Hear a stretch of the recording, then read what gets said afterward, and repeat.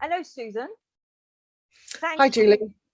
Thank you for allowing me to record this session. And what we're going to do is sort of continue from where we were at, and we were looking at breathing. So this time we're going to do a breathing practice based on the Feldenkrais method, which I know you know a little bit about, but not this particular practice. And it's going to help improve the awareness of your breathing and the capacity. That's the aim, anyhow. We'll see how it develops. So before we do that, can you tell me a bit about what you've discovered so far from our sessions?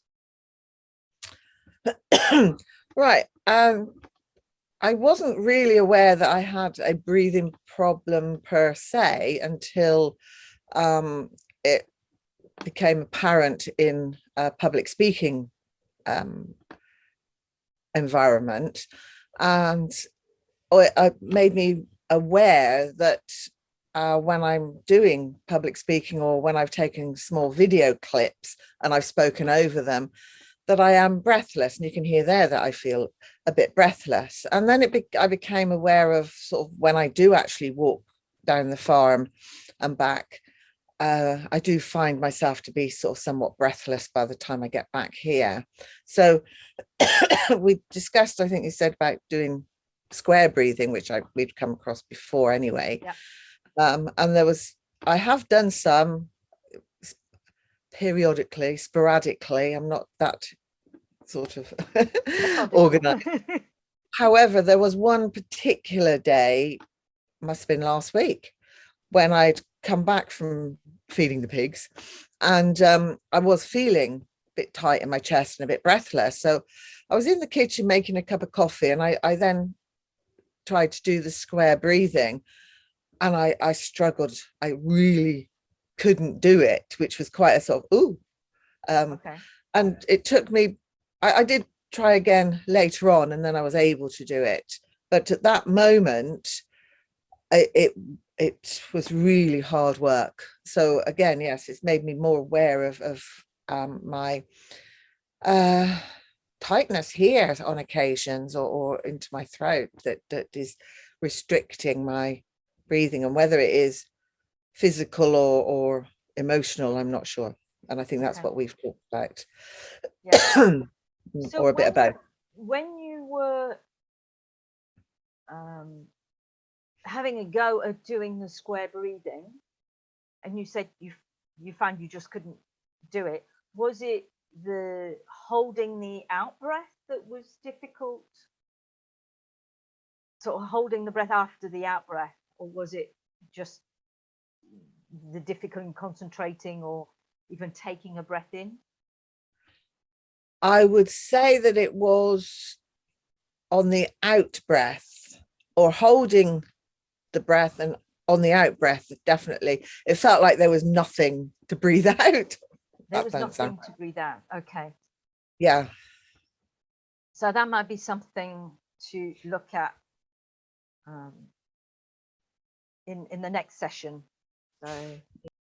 So we're going to start with more awareness and mindfulness, so that you're aware of where you're at right now, because we can't really tell where we're going unless we know where we're starting from.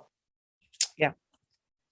So how would you say you feel physically right now in terms of your breathing? Oh, just with regard to breathing. Well, but even generally, and how that might, if you're particularly anxious, then that's obviously going to have an impact on your breathing. I'm not anxious. I'm not normally anxious. I'm not that sort of person. Yeah. Though I do feel that my breathing is somewhat labored, and I do feel slightly tight into my chest just here. Okay. And tight into my throat as well.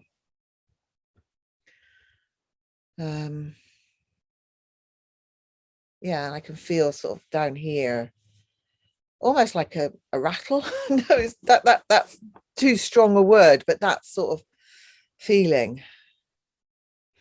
Okay. And mentally, where would you say you are?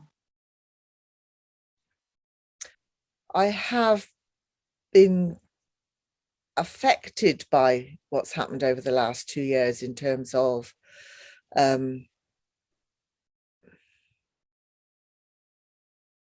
I can't think. I wouldn't say stress. I'm not. Yeah. Early on in 2020, when we first went into lockdown, I think I did actually close up and go type thing, and it is one of those things we just don't understand. And but now I can feel the fog. I was going to say fog lifting. Okay. So again, maybe there was an element of fogginess. I don't feel in threat by it. And I think partly because of my lifestyle, which is predominantly away from people and actual contact. Again, I guess the current situation, I a number of years ago, I stopped watching the news, and certainly 2 years ago, when we had a change of government or whatever, what went on, I stopped watching the news. I literally went, I don't want to be part of this. Whereas actually within the last week, with the things that are happening relatively near to us, not, if you know what I mean, Yeah. I am taking on board what's going on in the news. I'm not feeling anxious about it. I'm just aware, and I feel I need to be aware of what's going on. Again, as you can see, I'm not stressed out about it, but I just feel like I'm stood on the outside looking in and going, yeah, we're part of this, and this is the world changing. And how fast would you say, if the speed of your thoughts were a car, how fast is it driving?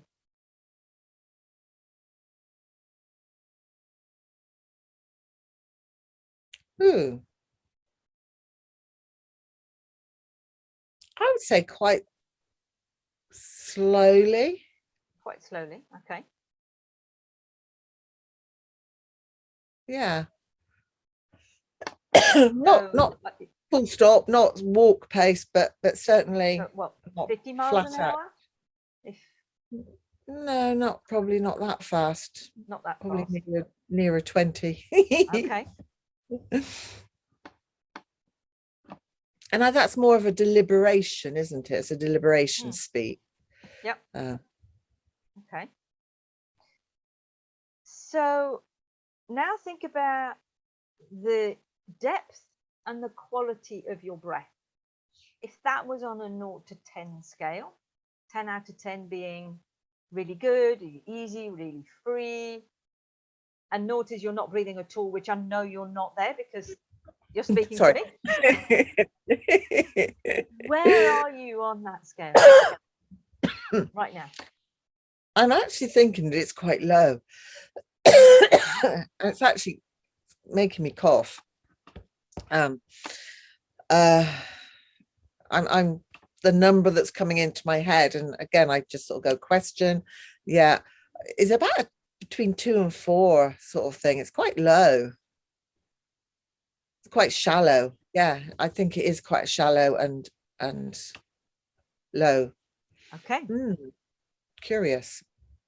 And is it more difficult to breathe in or out?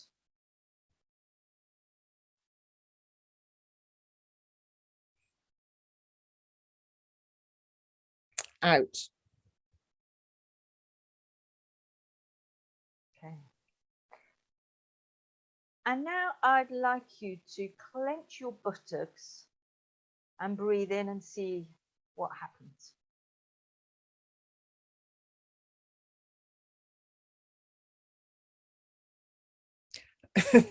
It's changed over. It's more immediately. It was more difficult to breathe in.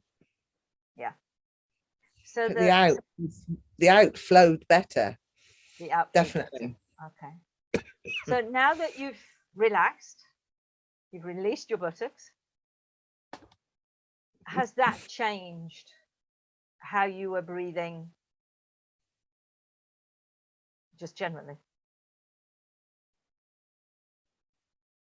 Yeah. Yeah, it's more even. More even, okay. In and out. I'd like you to tighten your shoulders and breathe in.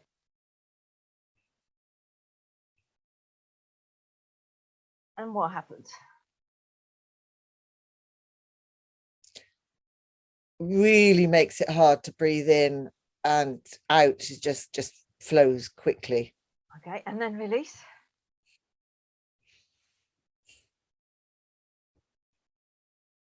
And now what's your breath like?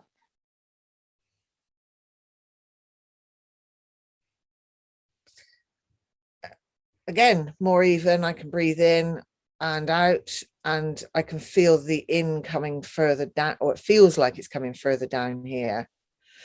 Okay.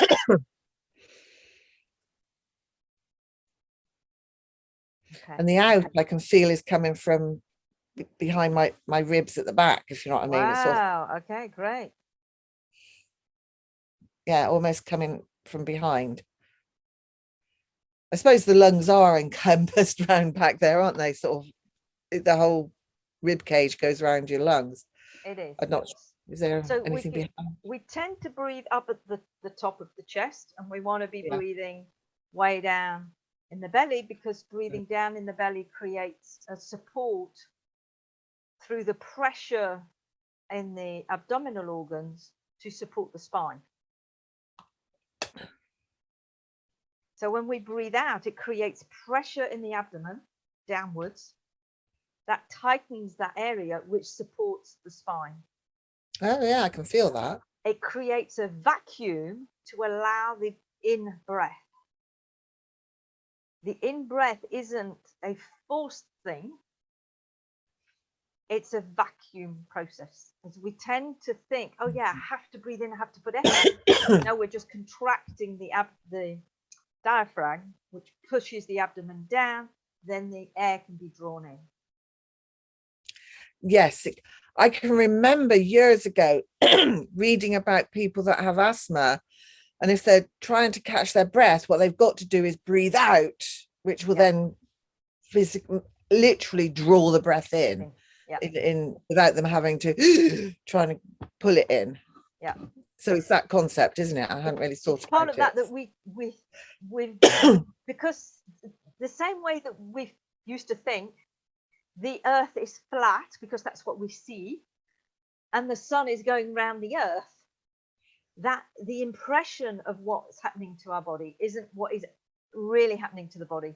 And once you can understand, oh, actually the earth is curved and we're going around the sun, suddenly it allows the possibility for circular travel, for traveling to space in a different way. So it opens up a completely different world of possibilities in terms of breathing and health and what we can do with our body.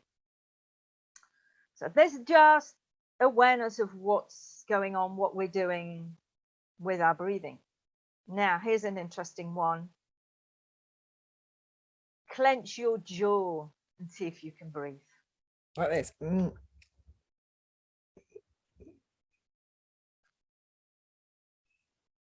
Almost impossible. Almost impossible.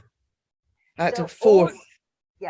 All of this clenching is actually what happens at a more subtle level when the body gets stressed, tight, anxious. That then creates the symptom of having a problem with breathing.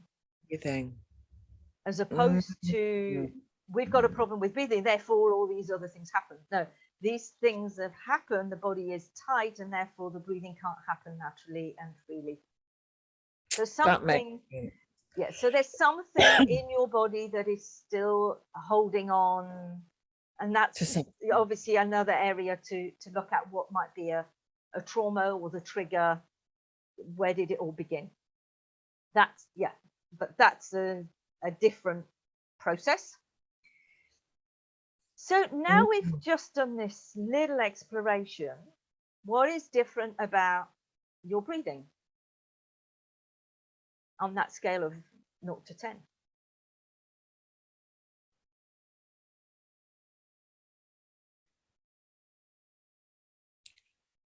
It feels a bit deeper. I can feel the out breath coming from my back. So I would say it has improved, and it's more equal in the in and out. Okay. So I can give it a 6, I guess, 5, 6, perhaps. I might have been a bit optimistic with 6. I don't know. It's my perception, isn't it, really, to be fair? It is your perception. Just so we've got a point of reference. Where did we start from? Where we ended up? As long as we don't end up at the same place as where we started, unless we want to go around in circles, we're all right. Yes, yes. And I just ask a question. Of course. You said something about when the out breath does something behind and it supports the organs. Can you just elaborate on that a little bit? So when we're breathing in, the diaphragm goes down. Yeah. That puts pressure on the abdominal organs. Right.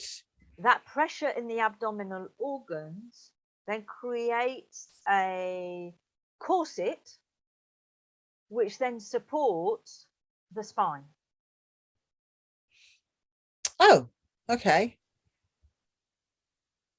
So if we're spending our time going up here, and we're never getting the breath down into the abdomen, that pressure into the abdomen doesn't happen. There is no engagement of all the abdominal muscles and the lower back muscles to support the spine. So that could then cause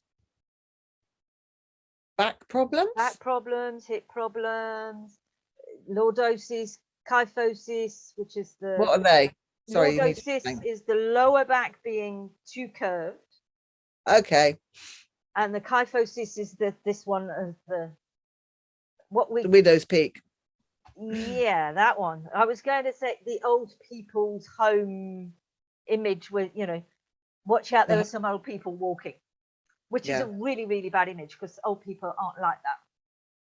No, you see young people like that. You watch people and you go, you've got back problem. Literally from sort of the neck to the middle of the spine, and you go, oh, they've got a back problem. Yeah. They may not even be aware of it. Generally not, until it becomes painful.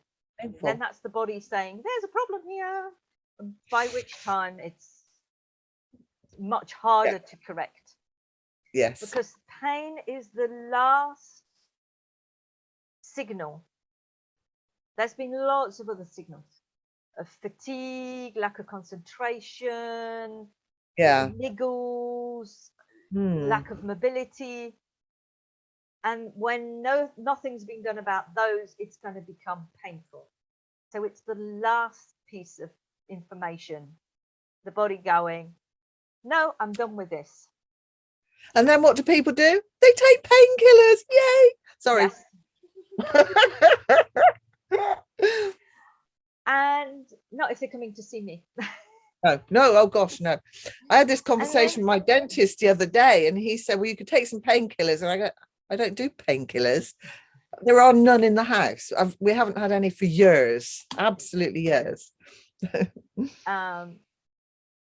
So pain is the last signal. It's the first one that disappears.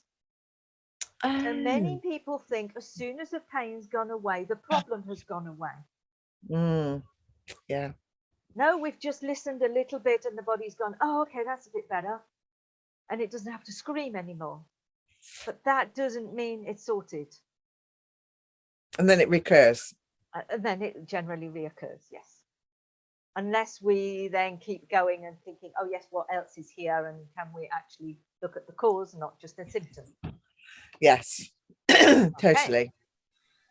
And putting new strategies in place to maintain that awareness and the healing process. Because living is a daily process. The bad habits are daily process. We need to put new habits in that become a daily process that work for us just in the same way as a habit does. It's easy to do. Yeah. So what we've just done about awareness, you can do. If you ever notice, you can go, okay, well, I can clench my buttocks, because the fact that you've clenched it and released it has brought the awareness to your mind that there might be something there that you're holding on to, and the fact that you've then released it has released it. Even if you don't know what it is, it doesn't matter.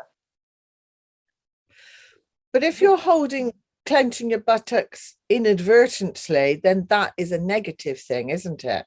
Yes, but because you become aware and go, oh, let me clench my buttocks, you'll have clenched it then consciously. So when you let go, you let go consciously, you'll have let go of what you were holding on to before. And then you might go, oh, and here I go tightening again.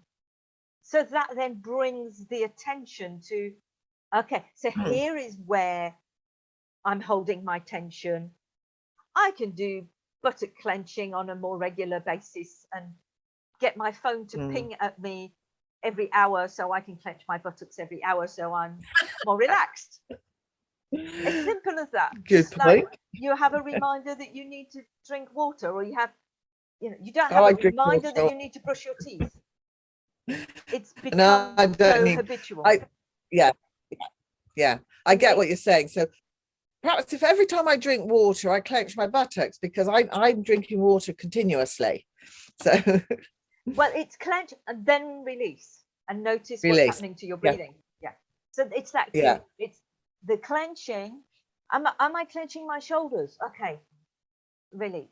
And eventually it'll be, you don't even need to clench. You'll automatically go, oh, my breathing. Can I let go of my shoulders? Can I let go of my buttocks? Can I let go of my jaw? But at the beginning, to bring that awareness of, is it that's creating it, or can that help me release it? You just go through that pattern that we've just done. You were going to say. I've noticed over a short while that occasionally when I wake up, it feels like I've been clenching my teeth because my jaw aches.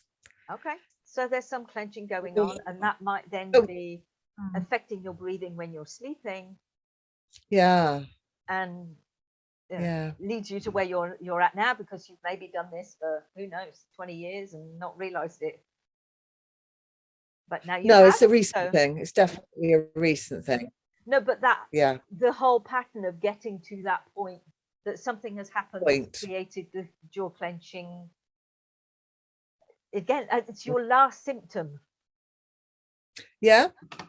You don't just suddenly clench your jaw because, I mean, it might be if you've had a trauma, but I know there's nothing that particularly springs to mind now that would lead me to do that.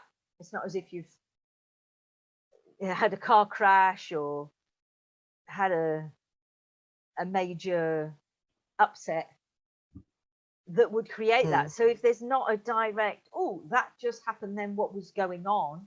It's been a long process that then suddenly leads to, oh, and now I'm doing this. This is the outcome. If you were to scratch your leg, you've got an itch, so you scratch it. It's not a problem. It goes away. But if you then continually scratch it, eventually it'll make it sore. And then you'll think, oh, my leg's sore. But you didn't realize that you were scratching it out of, fidgetiness maybe.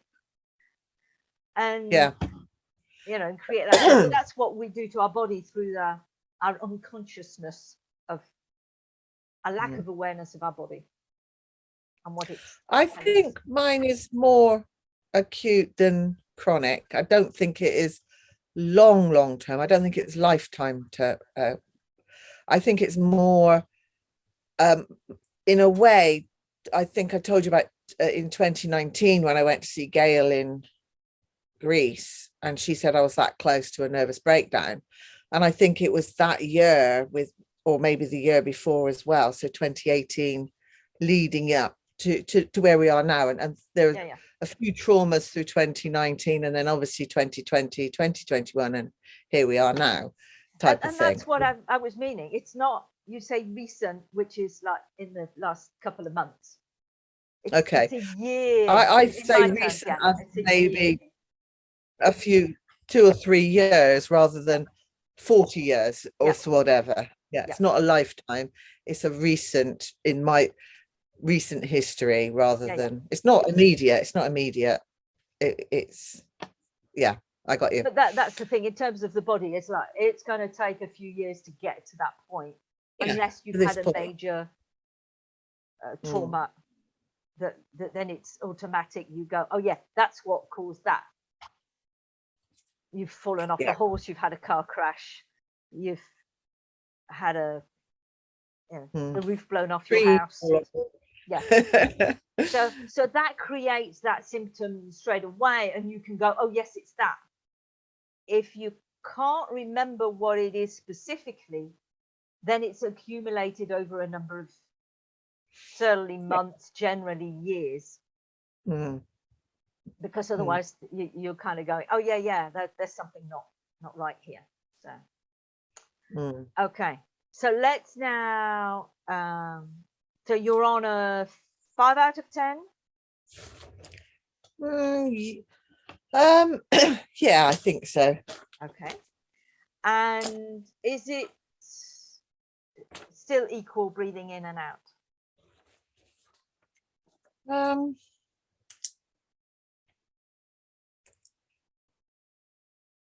Right.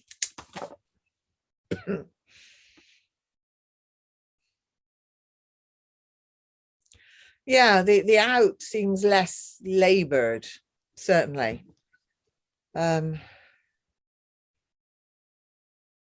when you say less labored, is less labored than the in-breath or less labored than it was when we began? Less labored than what it was when we began, and it's more equal to the in-breath now. But it's still different.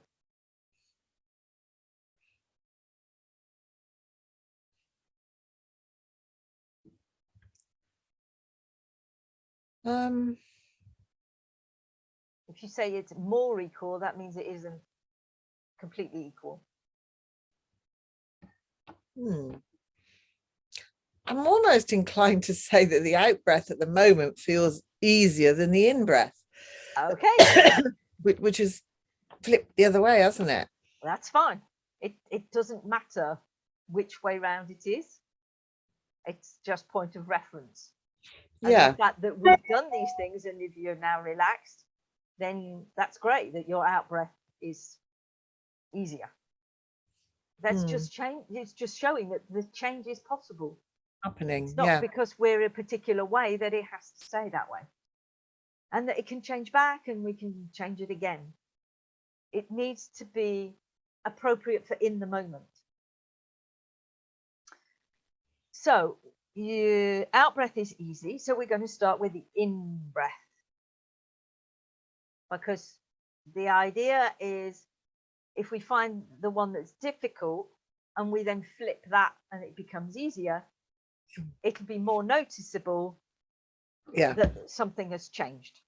Even if it then becomes equal, as if we make the one that's already good better, the change is not necessarily as obvious. So it's only about the awareness of what's happening that we use this principle. Obviously, we want the in breath and the out breath easy and flowing ultimately.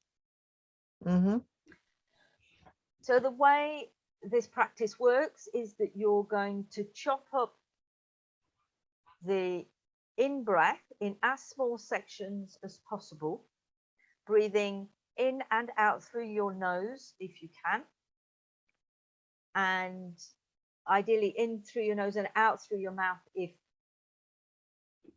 that has to be an option. The in breath doesn't have to be a huge in breath as big as you can. It's just a normal in breath. You're chopping as small sections as possible. Then the out breath is a normal breath. And then we go round 3 times. Okay. We don't do more than 3 because it can then lead to hyperventilation. So you can then start feeling dizzy and a bit peculiar and lightheaded and that kind of thing. And we don't want to go there because that's not the purpose of the exercise. So I'm going to demonstrate, and hopefully you can hear it and just see it a little bit of what's happening in my chest if you're looking at the how the shoulders are moving. Not so easy on screen as face to face. So I'll do one circle, one round, and then you can come in if it's easy, or if you've got any questions, I'll then answer your question, and then we'll go round 3 times. Okay. So I find it easier to do it eyes closed.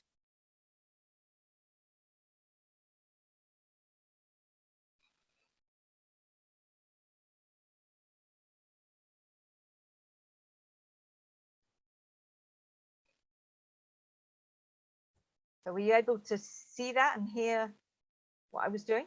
I could see it, but I couldn't hear it. Okay. So it's so it's only an in breath. It's not. No, it's a draw in Yes. type So thing. it's as small sections as you can. Yeah. So when you're ready,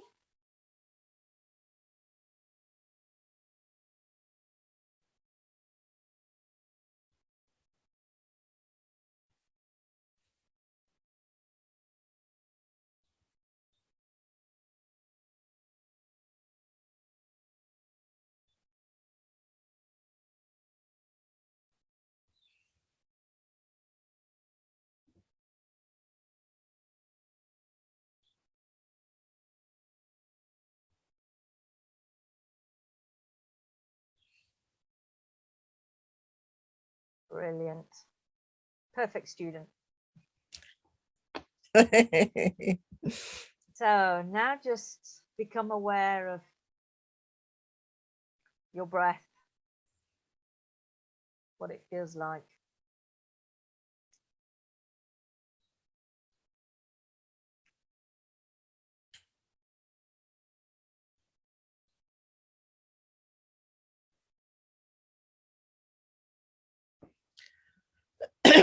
It feels clearer. If you can imagine that sort of maybe the tube was like this previously, it feels like that now. Okay.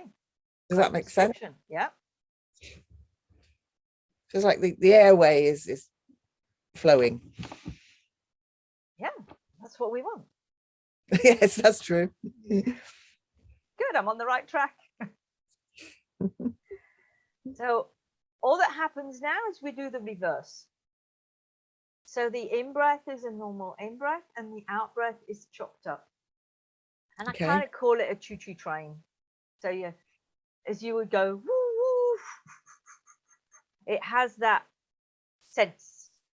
So it's a normal in breath.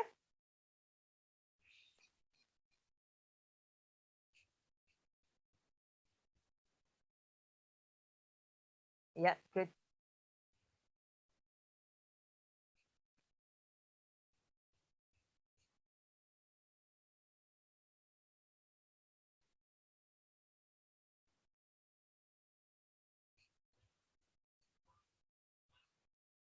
And then normal breath.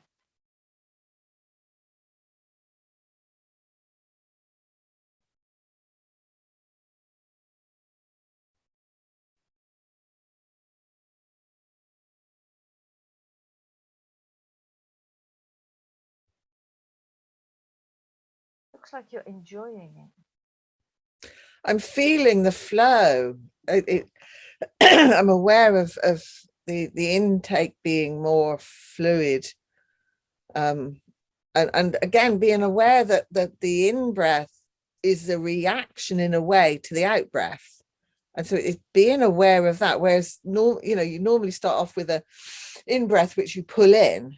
Whereas actually, if you do a good out breath, the in breath becomes better because it's a reaction to the out breath. That makes sense? Yeah. And when we breathe out, it's much easier for our muscles to relax. So I was quite surprised when I said shrug your shoulders. Yeah. And you breathe in and you breathe out, that you didn't go. Because most people, when they breathe out, their shoulders will drop because the muscles are automatically wanting to relax because you're breathing out. I have control of my body.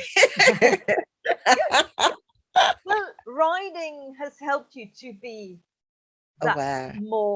that bit more aware of what actually you're doing with your body and what's happening and the connection that it has to the other things around you, including your horse, but your other animals, your dog, and that where we're at in our body will be picked up by other human beings too, for those who are just slightly more aware. And it will affect them even if they're not aware. So now tell me, what speed are your thoughts going at?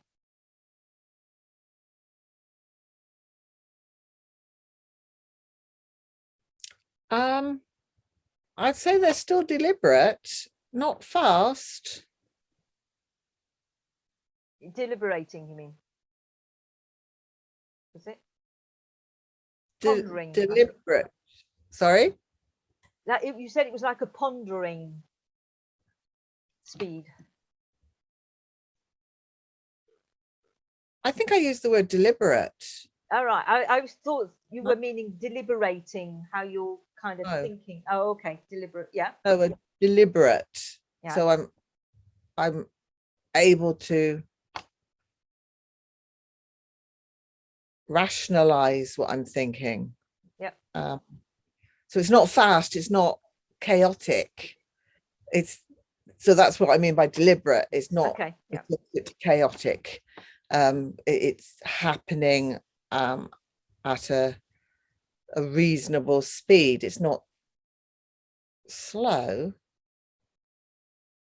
And it doesn't feel incoherent. So it doesn't feel foggy.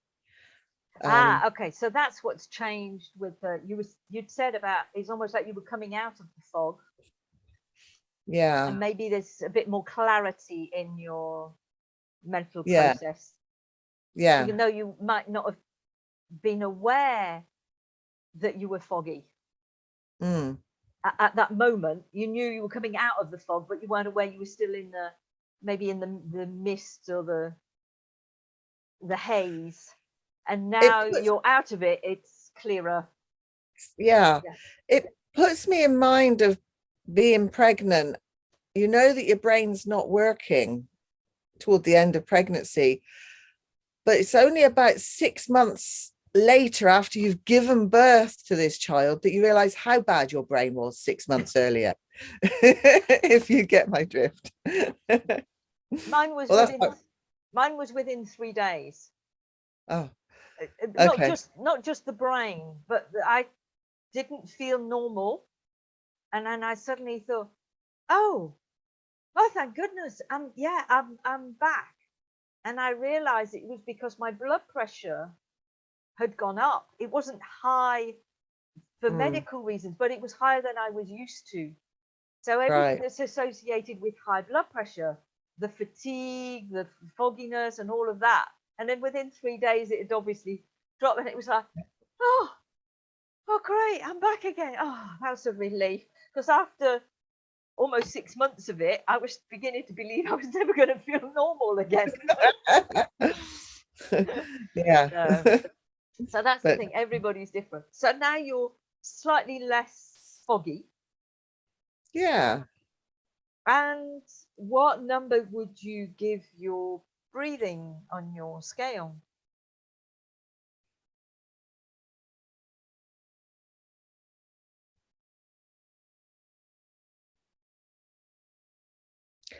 it's odd how you quite quickly fall into, well, this is normal, if that makes sense. And I'm going, well, it does feel better, but it feels normal. So what I've forgotten what to compare it with, what it felt like before. But I would still say that potentially we've gone up sort of 6, 7, because it feels fluid, flowing. Okay. So what would a 10 be? Oh gosh. At the moment, my breathing has an effect in my throat, and that there's a consciousness of my throat. Like, it's not a pain, it's not a sore throat. It's just, I can't explain this feeling sort of in the back of my throat. But there's this consciousness of, as I'm breathing, that cough reaction as well that comes from that part of your throat, doesn't it? Yeah. And it's almost like that irritation of a cough reaction, which is causing the cough. And so a 10 would be that feeling was gone. Okay. What is your earliest recollection of having that feeling?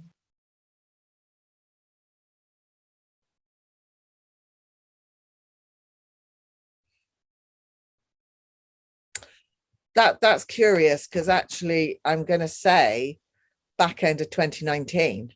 because I became aware of feeling tight into my throat, having guitar and a cough.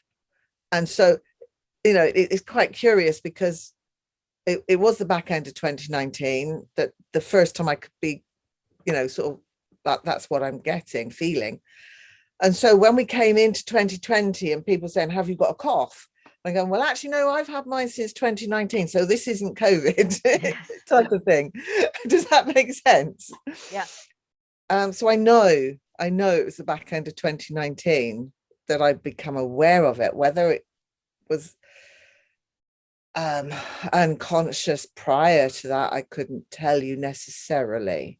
Okay, so let's just have a go. Have you got your pen handy? A pen handy? My pen? Perfect. Do I need a piece of paper or just No, the pen? just a pen. So I'd like you to go back to that memory of the awareness of that feeling in your throat. And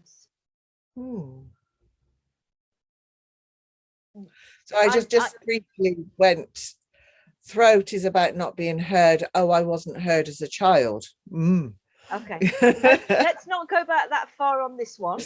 We'll do another session on that. Let's see if we can just shift this physical side rather than everything else that might be attached to that. Okay. And that's another hour and a half session for the other bit. So just stay with that awareness of 2019 and having that cough and the feeling in the back of your throat and the catarrh, and then just process from side to side to begin with. Sorry, what do you want me to do? So you're watching the pen going from side to side. So you're going to move side to side. Would I be better without my glasses on? If that's easier for you, yes.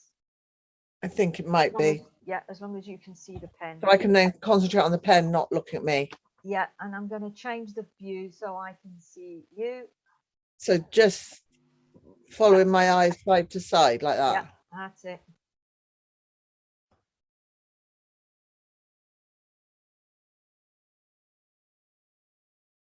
And just stay conscious of what you're experiencing in your throat, just that physical sensation.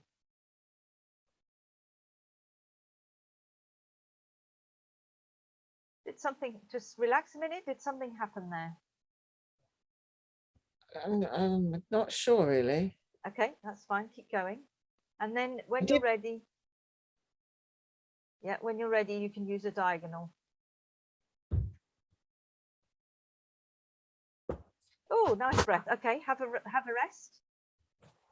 I didn't go diagonal, so yeah, that's fine. Yep. Can I just hold? Close your eyes. go back to that feeling in your throat and that thought of it beginning in 2019 and everything that was happening around that time. And you don't have to explain it, it's just that awareness that it's there, and that was part of what was creating your body wanting to say something. And is anything different? It's not quite as obvious in my throat. I know what was causing it in 2019. Yeah. And I think I probably have shared it with you on occasions. Okay. We're just focusing on the symptom, not everything that was attached to it. We don't need to go back there. And then when you're ready, we'll have a go with the diagonal. So you can start, doesn't matter where, bottom to top. And then when you're ready, you can then switch to the other side. So, and if you need to switch hands in between, that's fine as well.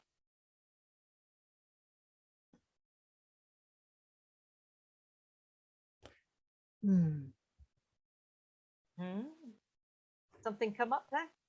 Well, with this movement, oops, over there,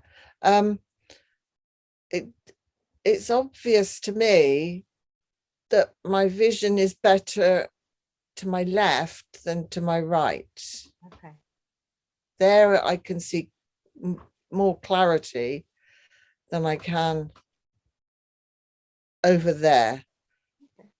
And that's a strain, and I'm sort of seeing two of it. Okay. So you don't need to strain. And the eyes are just an extension of the brain. They're not really a separate organ. So what we're doing is we're playing with the information that's in the brain via the eyes, that are the part of the brain that sees. So it can go further this way, if you look, then if I have to go beyond there, it becomes a strain. Okay, that's fine. You only go as far as is comfortable. We're just getting the information of how that sensation in your throat is being registered in your brain and moving that. Completely forgotten about my throat. Yeah, that's why I'm bringing you back to it. So take a breath, release, and just notice how your breathing is now.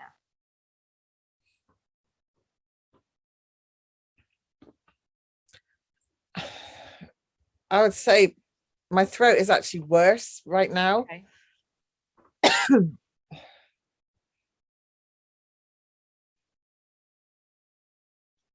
So come back breathing working. Yeah, sorry, go on. Okay. So breathing's better, but the throat is more noticeable. Yeah. Okay. So this time go side to side again.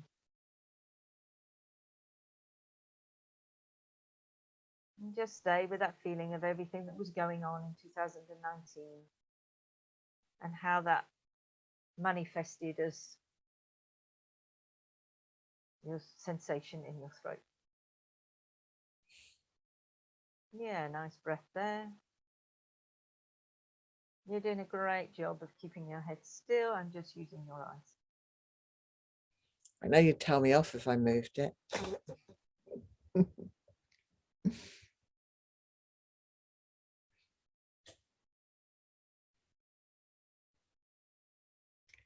Still odd sensation. Or is it? No. Okay, stay with your throat, your eyes doing their thing. And then do a couple of diagonals.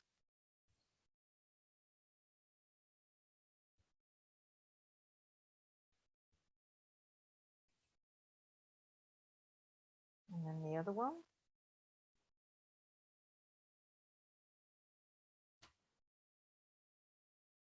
That's the worst place. Okay, so have a pause.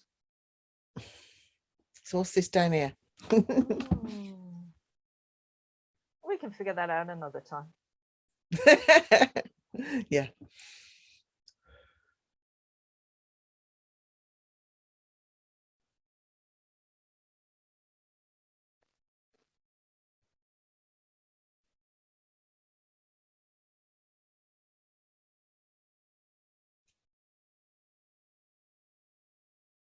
How are you feeling now?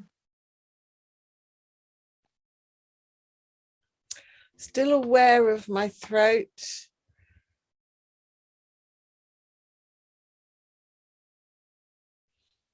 The breathing feels freer. I'm still actually aware of that rattle here that I said earlier. It's sort of reoccurred, or I become aware of it again.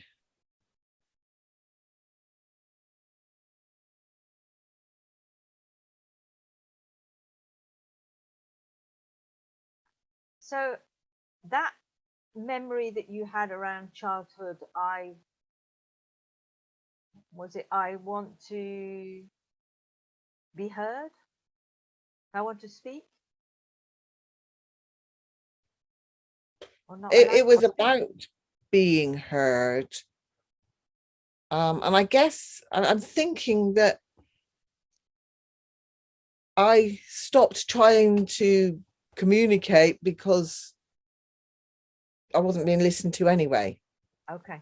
So I'd like you to do a lazy 8. Okay.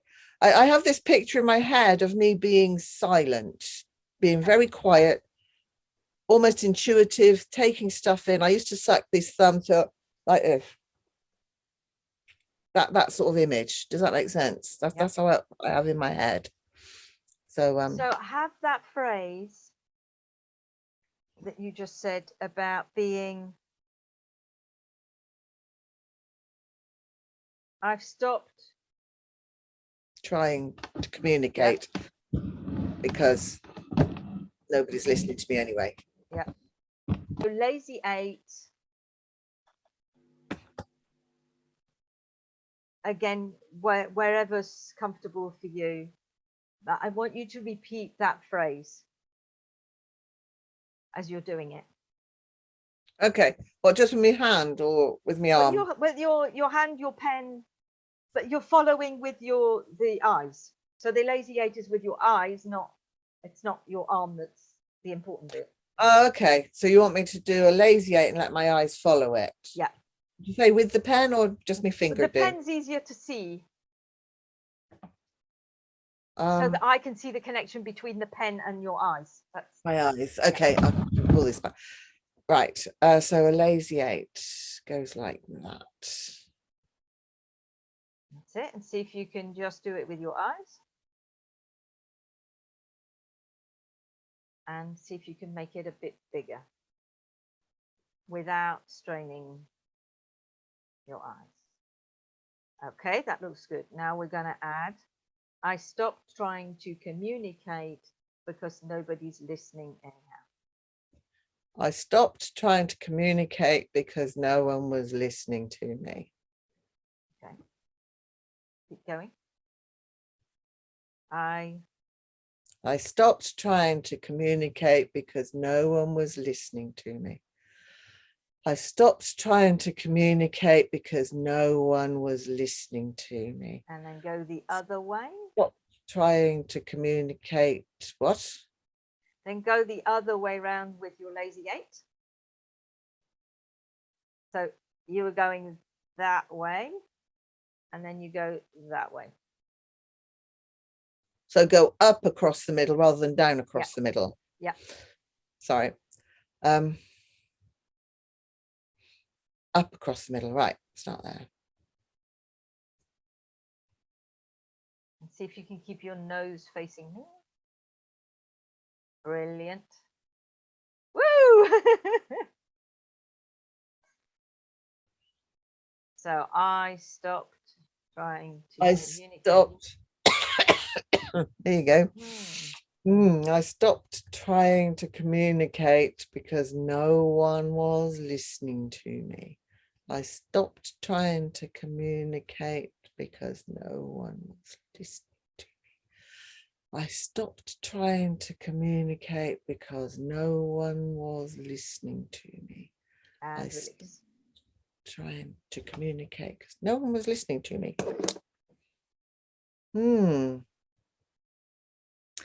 I had a thought, sorry, that I was often referred to as stubborn my sister would refer to me as stubborn.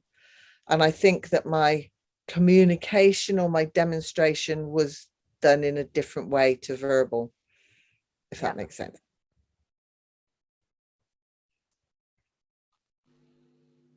So just notice what's in your throat now.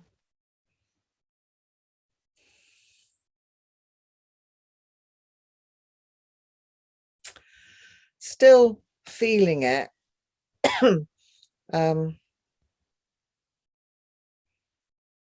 But I still have that improved feeling of it sort of was like that and it's now like that type of feeling. So though I've still got this, I was going to say contraction in my throat, I'm conscious of it not being quite as much. Okay. So I think that's going to be more around what is it that's contracted? Where did you contract? Where are you holding yourself back? Where are you not speaking?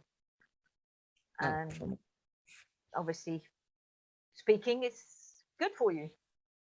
And the more you speak and the more you recognize that and that you have ownership of that and find ways that really you enjoy doing that, the more that will shift. And we can look at sort of the background of that and do more of the eye movement. So I've just added that in at the end just to see if it might create a bigger shift. But using, allowing for the breath, because obviously the tightness in the throat, although connected to the breath, is a different component to the breathing function in itself. So just coming back to the start of the session, where your breathing is, how you feel within yourself with the breathing that you have, the speed of your thoughts, how relaxed your whole body is. You're aware of the shifts that have happened in the opening, the shift between the out breath being tight, the fact that you're now aware of your back is involved in that whole breathing process, not just the chest, but the diaphragm and the whole of the back. And you can use a towel around your ribs to sort of emphasize that connection, to reawaken the nerves in those muscles, all the intercostal breathing muscles. Just so that when you breathe in, you have that resistance against the towel and go, oh, yeah, that's where those muscles are. And kind of play a little game with, can I push this towel a bit more? And maybe leave it there. Do the Feldenkrais breathing that we've just done. Do the preparatory awareness. And then come back and go, oh, now can you push it that little bit further? And you can then also play with, if you did square breathing at the beginning, how easy is it to hold that out breath? And how easy is it to do square breathing after you've done just one cycle? So 3 in and 3 out of the chopping up. Ideally, it's going to be easier because all your muscles have relaxed and your function has improved. So I used the technique in order to be able to hold my breath longer when I was swimming underwater. So I got it to, instead of being able to do 30 meters, be able to do 40 meters, because that function was so much better and my body was better oxygenated, and that it wasn't just about taking more oxygen in, but having that better function of CO2 to oxygen. Okay, that makes sense, but it does put me in mind when the thought of swimming underwater just made me all go. Interesting how those thoughts can just create that contraction. Yeah. As for me, it's like, oh yeah, that's where I can really chill, even if I'm holding my breath. It's, I'm a water baby. But I can't swim underwater. Yeah, so of course it would create that reaction. But it's where it comes from, the fear of water. Yeah, I have more fear of water than I do of something like fire, for instance. You know, it's that sort of fear. yeah. Well, there's another topic for us to address. I'm So not just- fearful of water. I'm not that frightened of water, No. but I don't like going out of my depth, and I struggle if I am having breathing problems to actually. Oh gosh, can I just Yeah. 2018 I went to Greece with Ellen and Gail was there and another lady, and I tried swimming. There's a swimming pool there, and I couldn't swim a length, and in fact I was fearful of swimming a length because it took me out of my depth, and I did swim across it, but I didn't swim that far in it. I went back a following year, 2019, and I got up to swimming 40 lengths in that same swimming pool. So there's a shift in that concept again. Even though I feel that it was 2019 that I first became aware of my problem. Does that make sense? Yeah. So we're now going back to 2018 even. Yeah. So Interesting. just come back to your breath. Breathing in and out through your nose, because we're only meant to breathe through our mouth as much as we eat through our nose. Say that again? We're only meant to breathe through our mouth as much as we are meant to eat through our nose. Oh, I see what you mean. So we're not meant to breathe through our mouth. Got it. Yeah. So reconnecting with that and just noticing how you feel.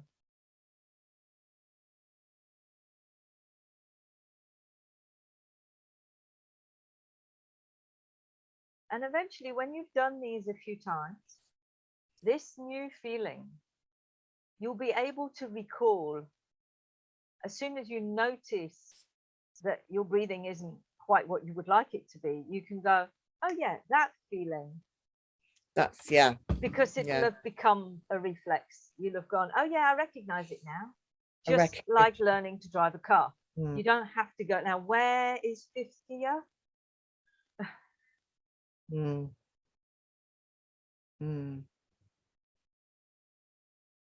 Unless of course you then go from a automatic to a manual, or a right-hand drive to a left-hand drive. And then again, you just need to do it a few times and it goes, oh yeah, that way. That works. That way. So these get imprinted in the nervous system, and then they become reflexes, new reflexes in the muscle memory. So there we go. Thank you very much, Susan. It only clicked when you it only clicked a few minutes ago when you said about being listened to, and I was that's really where we started, was being able to express myself and speak to people. Yes. Isn't it? And I just hadn't connected the being listened to as a child or whatever, or being able to express myself as connected to this wanting, being able to speak in public. Yeah. Because I do feel I can speak in public. I can wing it like the best man, if you know what I mean. But it clearly does give me issues. It's more than winging it. It's about conveying your message in the right way. Yes. And not only to do that, but to get the response that you want. Not just the speaking, but conveying it in the right way then means you get the response from the audience that you want, which means you've then been heard. Which also means that you need to be thinking ahead of what you're saying, in effect, or thinking, because I know, say like with Mum, she would be there'd be long pauses while she was trying to work out what she wanted to say, and almost the extent that you thought she'd stop speaking and you'd start speaking, and then she'd go, oh, I'm trying to think, think what I'm saying, type of thing. And so it's actually speeding up your thought processes as well. I can see that the link in that. Yeah. But that's the point of the speech. It's you have a speech and it's prepared, and so you know it.